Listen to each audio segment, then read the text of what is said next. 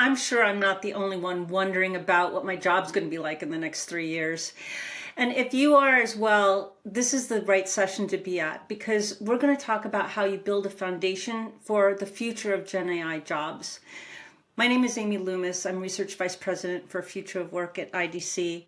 And in the next 20 minutes or so, I'm going to go over what are the new ways of working that are being developed because of Gen AI, and how are job roles and skills changing? And finally, what does Gen AI mean for leaders? These are all questions that I think we're all batting about at the moment because there's so much that's going on. And to give you a sense of that so much going on, take a look at what was announced, just a few samples of announcements from the back half of 2023. All of the major players are involved in announcing new capabilities for Gen AI, whether that means Google's Imagen Video or Microsoft Azure Cognitive Services for Language or for Gen AI. Hugging Face has made an announcement. There's the launch of AI Lambda 3. You can see across this group, it's again a representative sample. So the airwaves and our inboxes are filled with this kind of information. But what are the exact capabilities that all these announcements are referencing? I'm going to break those down into 4 different categories. And the first one is the easiest to understand and the one I think we're most familiar with. So this is content creation. We hear a lot about how are we going to generate first drafts of material for marketing, for example, or website design, image creation, or audio creation. This holds a lot of promise for people who are in those fields. And then, of course, for everyone, there's the automation that goes along with Gen AI. Being able to auto-generate plans or schedules, to be able to bring together and summarize information that we're searching for, or learning in the flow of our work with applications that can be able to create just in time, just enough content to help us get to the next best step. There's also data optimization. So whether you're augmenting or personalizing data, creating recommendations, creating the kinds of predictive maintenance that we need within an operations context or marketing or manufacturing. And then of course, code generation. This is one of the most widely celebrated things that Gen AI can do, is being able to auto-generate code or make code recommendations and code translations to be able to make the back end of our day-to-day lives work much more easily and also fill that important gap technically from a skills perspective, because there just simply aren't enough people with those skills in development to make the world go round at the moment. So what better way to give someone a leg up than to get them started with Gen AI? So how are we going to put Gen AI to work? Well, we asked about the business areas that generative AI would have the most impact in at the beginning of last year, and we've seen that a lot of these predictions of what will be most important come true.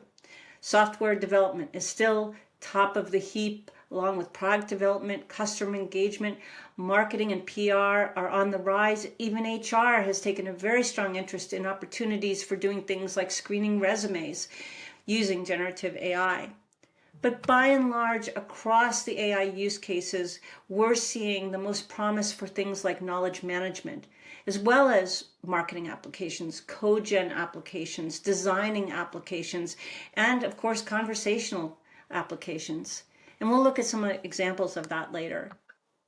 But the reason we're seeing all of this uptake and interest is because there are so many benefits that are opportunities for Gen AI to help work, build new jobs, and build new skills.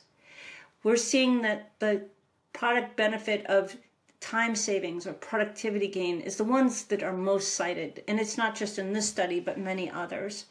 It's allowing people to make faster decisions and execute repetitive tasks much more quickly so that they can focus on the creative work, on the things that really involve human skills. There's also that integration of workflows. As we see our worlds technically and socially and professionally becoming more and more complex, the integration between all of these different applications becomes so much more important. And generating personalized training is amongst one of the key areas to address this complexity. We see that whether it be for employee experience or for customer experience. And the two of them are increasingly connected and connected in ways that are going to drive the business. Only 4% of the people that we surveyed in the past year said that they didn't foresee Gen AI having any impact on work transformation. And it really does depend on the maturity of your organization, how quickly you are adopting or able to adopt. Do you have the right infrastructure? Do you have the right leadership to be able to go in and make an organization that's purpose built for the next generation of AI everywhere work? So let's take a look at some examples. Education, retail, manufacturing, and financial services. Healthcare could be in here. There are many other areas and business areas that are using Gen AI. I recently spoke to a leading university that is using Gen AI to help professors to create their first draft of syllabi or proposals for writing. It's also helping students to be able to effectively take notes and get to-do lists generated. In retail, we're seeing product recommendations or dynamic pricing. I talked to a leading online retailer who uses it to be able to update the inventory on their website. And manufacturing is using it for predictive maintenance or supply chain optimization. And financial services is seeing an opportunity to use Gen AI for risk assessment and personalized investment guidance and fraud detection. Frankly, really important. But you can see breakthroughs in healthcare. You can see many other industry contexts as an example to be able to justify the value and certainly the experimentation with Gen AI adoption. And the reason for this, as we've said before, is that promise of productivity. And here's an example of a quote from the PayPal CEO, Dan Schulman. And he says, I do think that we're likely underestimating the impact Gen AI will have across industry, front office, back office. You're going to see in his estimation, 30 to 40% productivity increases. But I think it's important to note with all this hype on productivity, that there's also a human aspect of it. It's not just productivity for the company, the organization, it's productivity for the person and an opportunity for them to exercise different skills, different talents, take on new roles and new responsibilities. So let's dive in and see what some of the job roles and skills are that are changing at the moment. IDC is predicting that by 2027, 40% of current job roles will be redefined or eliminated across G2000 organizations because they're being accelerated by Gen AI adoption. It's important to realize that this doesn't mean that people are necessarily going to be booted from their jobs. It means that we need to have that much more awareness about how roles are changing and how skills are changing and putting that on the front burner of the stove. Again, I want to share some examples. I pulled a couple of quotes from the headlines because I thought they told the story very well. What are we seeing in the way of jobs for Gen AI? Well, you've got real-time product recommendations if you're shopping. You've got algorithmic trading and fraud detection if you're in financial services and you're on the street. You've got chatbots that are helping you with mental health 24/7. Does that mean they'll replace your therapist? No. But does it mean that people who might not otherwise receive immediate care opportunities are getting those opportunities? It certainly does. And there's, of course, the robots that get creative using designs for the next generation of auto parts as yet another industry, another use case, another example of where Gen AI is coming to play. And it begs the question, well, what will the humans do? If the bots and Gen AI are doing all of those tasks, what will they do? Well, there are going to be some new jobs and new job roles, in addition to the ones that we have already that are starting to evolve. So again, I went to the internet and I pulled some examples of what these jobs would look like, because it's important to recognize that we may not be familiar with some of them, and some of them may feel more familiar than others. So look at the different vendors here, the different companies. You've got everything from TikTok to AWS to H&R Block and Niagara Bottling Company.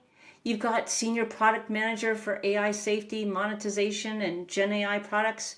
You've got a senior specialist for Gen AI model training and inference. We're going to see a big uptick in how the jobs that we do today are going to be redesigned and reconfigured for tomorrow. And it's not just jobs for people who are doing day-to-day work below the senior management level. I went and I filtered to see what senior executive roles might be available that specifically called for skills in Gen AI. And what I found interesting about this particular one, that is an executive fellow at Trilogy, is the language used to describe what is a senior leader supposed to do? What does a job for a senior leader look like today? And the description read, drive transformative change by establishing a framework that seamlessly integrates generative AI, significantly amplifying engineering productivity. That's a mouthful. So I think one of the things that we need to start doing collectively and in our conversations as senior leaders is really explore what does it mean to lead when it comes to the skills necessary for an era of Gen AI adoption. And yes, we need to understand what frameworks are. And yes, we need to look at how to drive productivity. But we also have to speak in ways that are clear. And there's a lot of language going on that doesn't make it exactly clear how we're going to be working with Gen AI. So let's break that down. Let's look at some of the technical skills. Clearly, we're talking about things like machine learning and natural language processing, but also the generative AI skills to do prompt engineering and to develop the kinds of use of code in the course of doing our day-to-day programming and IT work, having computer vision, or being able to think about programming and development, and who does that programming and development. Do we really need a senior developer when we can upskill a more junior developer? There's a lot of skills that are coming to the fore here, and there's a lot of opportunity to double down on supporting them. But it's not just the technical skills. It's really important that we look at Gen AI through the lens of opportunity for human skills. These include things like data analysis, data visualization, being able to communicate and collaborate with teams, both as leaders and leaders in teams, so that we have a better understanding of what will and will not be the remit for a person on a team that has a plethora of applications with generative AI built into them. We also need to be sure the people we hire and we upskill have strong creativity and problem-solving skills. Gen AI is not going to do their job for them. It's not going to do that kind of work yet. So we're looking really hard at humans to be able to get that kind of expertise to the table. And of course, an open growth mindset, skills around skills. How do we adapt, learn, continuously learn in a way that is just part of the way we work? Learning is working and working is learning. And doing so in a way that, in particular, has ethical considerations and concern around bias detection as much by people as it is looking at Gen AI bias. So this isn't just a concern around GDPR and data privacy. It's also a concern for HR and thinking about how they're using Gen AI and resume screening as an example. These are important skills across every single domain, whether it's HR, whether it's IT, whether it's operations, whether it's senior leadership. These are the kinds of skills that we're going to be seeing as front and center, much more so than we have in the past. And it's also important that we think about skills in terms of the skills we're building in and the tools we're building in to doing that development. So we asked in our most recent skills survey about what the business case was. Why all the fuss about skills development? Why all the fuss about learning? And we asked what would be the business case for doing that investment. Well, it's about having the capacity to understand what you don't know today. How many people in these jobs are prepared for those jobs? What kind of job descriptions do we need to fit the skills of the people we have and fit the skills of the people that we need? What are some of the support tools we have at our disposal? Whether that means using Gen AI to upskill and be able to bring in new course material, or being able to analyze what kinds of skills our team has or doesn't have, and creating new tools like chat mentors to be able to keep people from just burying themselves in the data and pulling themselves into a dialogue. It's a very good and effective way of learning, in addition to experiential learning and labs and other hands-on experiences. But more organizations need to not just talk about learning about Gen AI, but actually embed Gen AI in their training solutions. And again, when we asked about whether the organizations that we spoke to in this particular survey were deploying generative AI for training, for example, using ChatGPT for skill gap assessment or role planning, and we found that about 40% were either using or currently piloting these kinds of use cases for Gen AI. And then another 12% plan to do so well into 2024. But unfortunately, 47% had no plans, and the last 1% didn't know. And this is an important red flag, because I think that we need to be aware that Gen AI has capabilities to help us become better adept at using Gen AI, whether that's from the standpoint of leadership development or from the standpoint of day-to-day work across all of these different functions. That literacy, that Gen AI literacy, and the tools to create better learning experiences are really important. So let's go from those areas of importance and learning for job roles and skills that are changing to talk about how do you lead an organization that is contemplating new ways of working, that is looking at new job roles, that's trying to figure out how are we going to build the skills we need for the future. What does Gen AI mean actually for leaders themselves?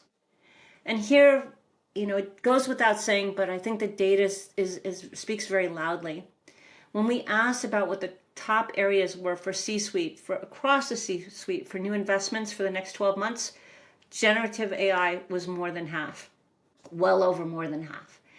It doesn't mean that there wasn't an important set of investment decisions being made around automation, cybersecurity, direct-to-consumer platforms, or digital sovereignty. All of these things are complementary to one another. But at the top of the list was generative AI.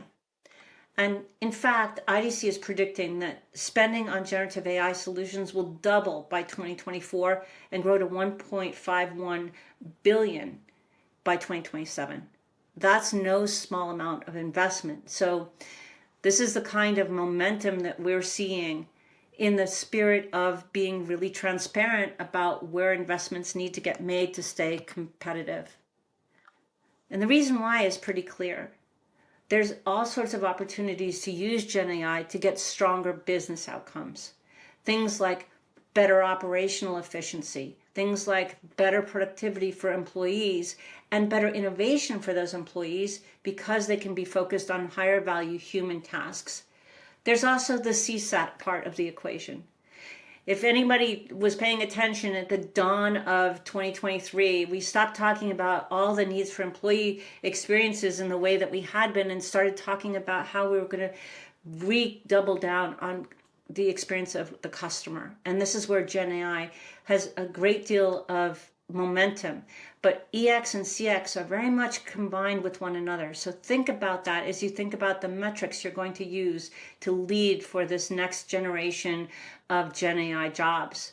Because they are going to drive revenue growth, but they require a good deal of care and feeding, a good deal of strategic thought. The challenge is that Gen AI is really messing with the calculus of leadership. And just to give you a feel from that, I put up a few of the things that are throwing, a wrench into the system. At the same time, customer expectations are being shaped by Gen AI capability. We're being confronted with ethical AI management. At the same time that we're talking about product development and opportunities like you see with Ford, we're also talking about security protocols, brand value, infrastructure, large language models. How do we get the talent to be able to do the things that we need to do to stay competitive? What does the IT support remit look like when it comes to all of those employees needing to have a different level of care?